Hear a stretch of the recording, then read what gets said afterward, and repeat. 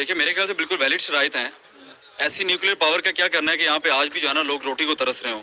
ऐसी nuclear power का क्या करना है कि यहाँ पे नौजवान जो है तालीम लेके बेरोजगार फिर रहा हो।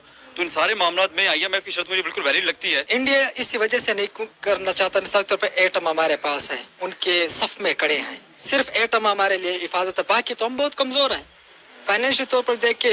हमारी तो हिस्ट्री है लोन लेने की, तो अगर थोड़ा सा और ले लेंगे तो इसमें कोई मसला नहीं है। देखिए इंडिया का जो GDP है वो हमसे बहुत ज्यादा है। इंडिया का जो इंडस्ट्रियलिस्ट है वो हमसे ज्यादा, वो दुनिया के माने जाने इंडस्ट्रियलिस्टों में गिना जाता है। उसके बाद जो वहाँ पे एक 40 करोड़ की मिडिल क्लास आबादी है उसको हुकूमत सपोर्ट कर रही है, उनको नेशनल दायरे में ला रही है। हम इन बातों पे बहुत पीछे हैं कि हम लोग जो हैं वो डिफेंस पर अपना बहुत ज्यादा मेजॉरिटी ऑफ बजट जो है वो हमारा डिफेंस पर ही लग जाता है।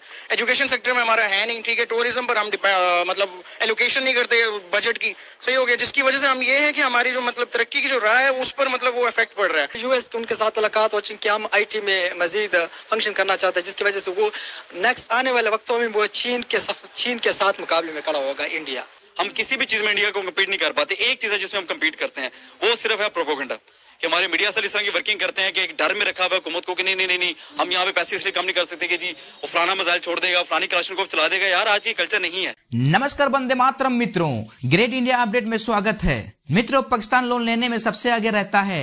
वह किसी भी देश के पास अपना कटोरा लेकर पहुंच जाता है ताकि कुछ उसके कटोरे में लोन मिल जाए। पाकिस्तान IMF के पास भी लोन लेने के लिए गया था, लेकिन IMF ने लोन देने से पहले 7 पे शर्त दे दी। अभी एक और नया शर्त रखा है कि पाकिस्तान को अपना डिफेंस बजट कम करना होगा और दूसरा न्यूक्लियर मिसाइल कैंसिल करना होगा। इसको लेकर पाकिस्तानी मीडिया पाकिस्तानी पब्लिक से रिएक्शन ले रहे हैं, तो चलिए आरंभ करते हैं। ये अगर देख लिया जाए पाकिस्तान के लिए बहुत ठीक है, ये जो उनकी शराइत है मान लीजिए, लेकिन वक्त के साथ साथ इसके इम्पैक्ट कंट्री पर भी हो सकते हैं बहुत ज़्यादा। मिसाल के तौर पर इनका ये प्रोपेगेंडा भी हो सकता है किसी का। मानते हैं कि डिफेंस पर बहुत ज़्यादा खर्चे हो रहे हैं, मानते हैं, इस पर हम एग्री करते हैं, लेकिन ये नहीं हो सकता कि डिफेंस पर खर्चा कम किया जाए। लेकिन कम से कम ये सोचना चाहिए कि क्या मसाइल है मुल्क में। मिसाल के तौर पर गुर्बत बहुत ज़्यादा बढ़ रही है, मिसाल के तौर पर ये काम कर रहे कि डिफेंस पर खर्चा कम, फिर वक्त ये आएगा कि कहेंगे कि इसको टैक्स इजाफा किया जाए। टैक्स मिसाल के तौर पर तबका है वो बहुत कमज़ोर है पहले से, अगर वो इस तरह काम करेंगे तो वो जो मजदूर तबका है वो तो मजीद के पट्टी में चले जाएंगे, जिसकी वजह से बहुत बच्चे बेरोजगार हो जाएंगे। इसी वजह से तो हमारा मुल्क सलामत रह चुका है। अगर ये चीज़ें ना हो तो सकता है कब से हमारे ऊपर ये जो हुक्मरानी है फॉरेन कंट्रीज की होती है, US की या इंडिया की। क्योंकि इंडिया देख ले, इंडिया से पहले भी क्या बालाकोट वाक़या देख, 29 फरवरी वाला क्या किया था उन्होंने, इसी वजह से तो हम बच गए। अगर ये एटम बम ना होता शायद ये हमारे ऊपर चढ़ाई करती, इसी एटम बम की वजह से हम महफूज है। इंडिया इसी वजह से नहीं करना चाहता, मिसाल के तौर पर एटम हमारे पास है, उनके सफ में खड़े हैं, सिर्फ एटम हमारे लिए हिफाजत है, बाकी तो हम बहुत कमजोर हैं फाइनेंशियल तौर पर देख के। बिजनेस के रिलेटेड से बहुत पीछे हैं, IT के लिहाज से भी हमसे बहुत उनसे पीछे हैं, क्योंकि IT में वो ठाप पर जा रहा है। मिसाल के तौर पर अब US के उनके साथ मुलाकात हो कि हम IT में मजीद फंक्शन करना चाहते हैं, जिसकी वजह से वो नेक्स्ट आने वाले वक्तों में वो चीन के साथ मुकाबले में खड़ा होगा इंडिया। सबसे पहले IT को जो निज़ाम है इसको मजबूत करना चाहिए। IT का निज़ाम आ रहा है बहुत पीछे है। उसके अलावा एजुकेशनल सेक्टर देख ले बहुत कमजोर है। देखिए मेरे ख्याल से बिल्कुल वैलिड शराइत हैं। ऐसी न्यूक्लियर पावर का क्या करना है कि यहाँ पे आज भी जो है ना लोग रोटी को तरस रहे हो। ऐसी न्यूक्लियर पावर का क्या करना है कि यहाँ पे नौजवान जो है तालीम लेके बेरोजगार फिर रहा हो। तो इन सारे मामलों में IMF की शर्त मुझे बिल्कुल वैलिड लगती है। और हमारा दफाई बजट आप देख लें, 1200 अरब या 1300 अरब 1400 अरब ये सालाना ले जाते हैं, उसकी इफेक्टिविटी क्या है। इंटरनेशनली जो है हमें यूरोपियन यूनियन नजर आती है, हमें अफ्रीकन यूनियन नजर आती है। हम अभी भी उसी प्रोपोगेंडा में घुसे हुए हैं कि जी इंडिया गलत है, फलानी रियासत गलत है या कोई भी रियासत गलत है। तो मेरा ख्याल है कि जंग के एलिमेंट को छोड़ के हमें अमन को बढ़ाना चाहिए, हमें फेडरेशन को मजबूत करना चाहिए और अपना दफाई बजट कम करना चाहिए। तो जो बार बार टैक्स जो है जो आम पब्लिक पे लगाया जाता है, जो मिडिल क्लास पे लगाया जा रहा है, जो वर्किंग क्लास पे लगाया जा रहा है, उसको बोझ उनसे कम करके सरमायादारों पे बोझ लगाया जाए, इंडस्ट्रीज पे बोझ लगाया जाए, सरकारी खर्चे जो हैं वो कम किए जाए और उसके साथ साथ जो दफाई बजट है जो 1400 अरब हमारी फौज खा रही है उसमें कमी होनी चाहिए। देखिए इंडिया का जो GDP है वो हमसे बहुत ज्यादा है।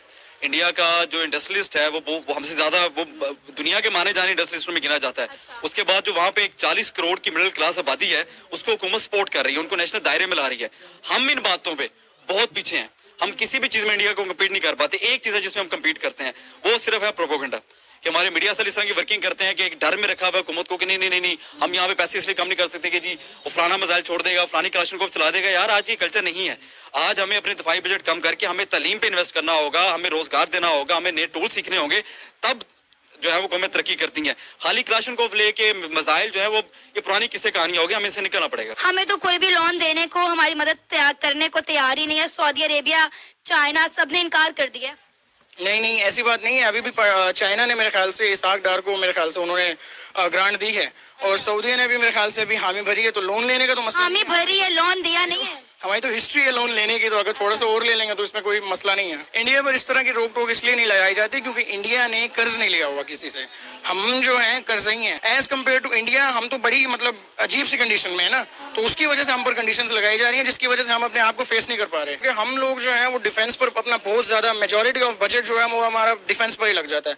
एजुकेशन सेक्टर में हमारा है नहीं, ठीक है। टूरिज्म पर हम मतलब एलोकेशन नहीं करते बजट की, सही हो गया। जिसकी वजह से हम ये है कि हमारी जो मतलब तरक्की की जो राह है उस पर मतलब वो इफेक्ट पड़ रहा है, उस पर हर्डल्स आ रहे हैं।